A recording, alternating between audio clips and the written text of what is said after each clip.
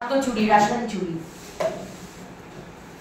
সেই হিসেবেই উনি হয়তো সেই বিষয়টা মাথায় রেখেই কথাটা বলেছেন যে একটা রুটিও ভাগ করে নেব। আরেকটা বিষয় হচ্ছে এতদিন মুখ্যমন্ত্রী বাংলাদেশ নিয়ে খুব টেকনিক্যাল কিছু শব্দ ব্যবহার করতেন যে দিল্লি যা করবে আমাদের তাদের সমর্থন আছে, কিন্তু আজকে হঠাৎ এই যে কথাগুলো বললে রুটি ভাগ করে খাবো, রাষ্ট্রপুঞ্জের শান্তিরক্ষী বাহিনী যা ইত্যাদি ইত্যাদি, তাতে মনে হচ্ছে কি কোথাও বাংলাদেশ এর সেন্টিমেন্টটা এদের হাত ছাড়া হয়ে যাচ্ছে, হাতের বাইরে চলে যাচ্ছে বলে আজকে। এবং যেটা আমি বললাম আমার প্রেস কনফারেন্সে, তার দলের যারা হিন্দু নেতারা রয়েছেন তারা অত্যন্ত বলেছেন যে এমন ঘটনা চললে আমাদের লক্ষ্যে ফিরিয়ে আনতে চাই, দরকারে একটা রুটি খাবো, কিন্তু আমাদের লোক অত্যাচারিত হোক সেটা চাই না। আমাদের লোক মানে কার কথা বলছেন মুখ্যমন্ত্রী? আমাদের লোক তো মানে আপনার লোক তো রোহিঙ্গারা, আপনার লোক আমাদের লোক, আমাদের নয়, আপনার লোক, আপনার সরকারের লোক, আপনার পার্টির লোক, আপনার ভোট ব্যাংকের লোক। তারা হচ্ছে অনুপ্রবেশকারীরা, যাদের জন্য আপনি বিএসএফ কে এখনো জমি দেননি। আমাদের লোক বলছেন কেন? বলুন হিন্দুরা, বলুন আমাদের ভাই বোনেরা যারা ওখানে রয়েছে। দেশ একজন বলছেন আনুগত্য, একজন বলছেন শৃঙ্খলা, পারফরমেন্স। আজকে মুখ্যমন্ত্রী বিধায়কদের বৈঠকে বললেন দল পরিচালনার ক্ষেত্রে তিনিই শেষ কথা, তিনি যা বলবেন তাই। দেখুন, আমরা আজ বহুদিন ধরে শুনছি ব্যানার্জি পরিবারের মধ্যে বিরাট অশান্তি লেগেছে, সমস্তটাই ক্ষমতা দখল নিয়ে। মুখ্যমন্ত্রী নাকি ক্ষমতা ছাড়বেন না, মুখ্যমন্ত্রী প্রস্তাব দিচ্ছেন এবং সেই প্রস্তাব প্রধানমন্ত্রীর কাছে পৌঁছায়, এভাবে দেখছেন। শান্তি সেনা তো আমাদের এখানে দরকার, পশ্চিমবঙ্গে দরকার।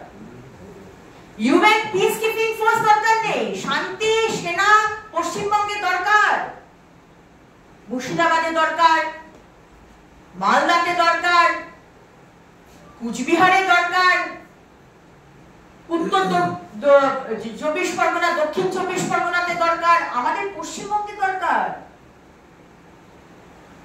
কারণ দ্বিতীয় বাংলাদেশ আপনি সেই দিকে এগোচ্ছেন মুখ্যমন্ত্রী। সুতরাং অন্য দেশে ইউএন পিস কিপিং ফোর্স এই নিয়ে কথা বলবেন না, সেটা তো আপনার এখতিয়ারে নেই। শান্তি সেনা এইখানে দরকার, পশ্চিমবঙ্গে দরকার, হিন্দুদের বাঁচাবার জন্য। আজকে যখন বাংলাদেশের হিন্দুদেরকে মারা হচ্ছে, আপনার কোনো স্টেটমেন্ট নেই, কিন্তু আপনার মুখ দিয়ে স্টেটমেন্ট বেরোচ্ছে যে দাঙ্গা হতে পারে। আপনি আগে থেকেই জেনে যাচ্ছেন কখন দাঙ্গা হবে। সুতরাং মুখ্যমন্ত্রী, আপনার রোল, আপনার পুলিশের রোল, আপনার প্রশাসনের রোল অত্যন্ত সন্দেহজনক। আমি যে প্রশ্নগুলো রাখলাম, আশা করি মুখ্যমন্ত্রী আপনি উত্তর দেবেন। আর এই চুরির ক্ষেত্রে সংখ্যালঘু সম্প্রদায়ের কথা বলতে বলতে এই কথাটি চলে এলাম। 3 দিন আগে একজন মুসলমান ভাই, সংখ্যালঘু সম্প্রদায়ের ভাই 5,000 টাকা দিয়েছিল তৃণমূলের নেতাদের আবাসের বাড়ির জন্য। বাড়ি সে পায়নি। টাকাটা নিয়ে যখন টাকাটার জন্য সে গেছে বা বলতে গেছে, তখন তৃণমূলের নেতারা তাকে পিটিয়ে খুন করেছে। দুর্নীতি সর্বত্র। আপনি নিজেকে সমস্ত দুর্নীতি থেকে আলাদা রাখতে চাইছেন। বাংলার মানুষ এটার বিষয়।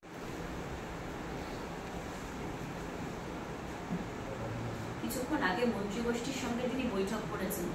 গ্রামে পিএইচির জল কেন্দ্রের দিকে আবার দোষারোপ করেছেন। বলা হচ্ছে যে জলের পাইপ কেটে নিয়ে কেউ কেউ চলে যাচ্ছে, সেচের কাছে ব্যবহার করছে। এটা বরদাস্ত করা হবে না। পুলিশকে নন কম্প্রোমাইজড ওয়েতে কাজ করতে হবে, পলিটিক্যাল কালার না দেখে কাজ করুন। দেখুন, 2-3 দিন আগেকার ঘটনা, এই যে সংখ্যালঘুদের নিয়ে মুখ্যমন্ত্রী এত তুষ্টিকরণের রাজনীতি করেন, আমি আজকেও প্রশ্ন রেখেছি। আমাদের মুর্শিদাবাদে যে ঘটনাটি ঘটলো, জায়গাটার নামটা আমি ভুলে যাচ্ছি, যেখানে হলো আমাদের পাশে না, মুর্শিদাবাদে যে কার্তিক পুজো নিয়ে হলো, বেলডাঙ্গা। বেলডাঙ্গায় যে লাইটের আলোকসজ্জাটা করেছিল, যেখানে মুসলমানদের ভগবানকে নিয়ে, আল্লাহকে নিয়ে বা তাদের গুরুকে নিয়ে খারাপ কথা লিখেছিল, মুখ্যমন্ত্রী আপনি আজকেও একটি মিথ্যা কথা বলেছেন বিধানসভায়। তারা আসলে চক্রান্ত করছে। দেখুন, আমরা চক্রান্ত করতে চাই না, এটা আমাদের অস্তিত্বের লড়াই, এটা কিন্তু রাজনৈতিক লড়াই নয়। পশ্চিমবঙ্গের হিন্দুদের এটা বাঁচা মরার লড়াই। খুব সামান্য সামান্য বিষয়, যেভাবে পশ্চিমবঙ্গের মুখ্যমন্ত্রী মমতা বন্দ্যোপাধ্যায় পুলিশ মন্ত্রীর পুলিশ তুষ্টিকরণের রাজনীতি করেন, পুলিশের মধ্যেও আপনি পাঁচ সার্কাসে যান, পাঁচ সার্কাসে মোড়ে দাঁড়ান 1 ঘন্টা, আপনি দেখতে পাবেন মুসলমান ভাইরা বোনেরা, ভাইরা স্পেশালি একটা মোটরসাইকেলে 4 জন করে যাচ্ছে, মাথায় হেলমেট নেই, পুলিশ তাদের কেস দেয় না, স্ট্রিট ইনস্ট্রাকশন আছে। কিন্তু সেই একই দোষে দোষী যখন অন্য ধর্মের মানুষ, অবশ্যই তার পানিশমেন্ট হওয়া দরকার, তারা যখন যায় তখন কিন্তু তাদের কেস হয়। এটা সামান্য উদাহরণ দিলাম। মুখ্যমন্ত্রী আপনি কাকে বোকা বানাচ্ছেন? কল্যাণ বন্দ্যোপাধ্যায় যে কথাটি বলেছেন তাই হতে চলেছে, যদি 26 মমতা ব্যানার্জি সরকারকে না সরানো হয়, তাহলে আপনি যেভাবে যাচ্ছেন মুখ্যমন্ত্রী, আপনার দলের যে ডিরেকশন, সেখানে এটাই দাঁড়াচ্ছে যে আপনি ভোট ব্যাংকের জন্য you can go to any extent. এটাই বলাচ্ছে। ক্রোকোডাইল টিয়ার্স ঝরাচ্ছেন, কেন্দ্র সরকারের ঘাড়ে দোষ চাপাচ্ছেন। তাই গ্যালারি শো করা বন্ধ করুন। হাততালি পাওয়ার রাজনীতি আর তুষ্টিকরণ আর তোষণের রাজনীতি বন্ধ করুন। পশ্চিমবঙ্গের হিন্দুরা একজোট হচ্ছে, পশ্চিমবঙ্গের হিন্দুরা মাননীয় প্রধানমন্ত্রীর কথা এক হ্যায় তো সেফ হ্যায় আমরা হৃদয়ে নিয়ে নিয়েছি, এবং আমরা জানি যে আজকে বাংলাদেশে যেটা হচ্ছে না, সেটা আমাদের দোরগোড়া এসে গেছে।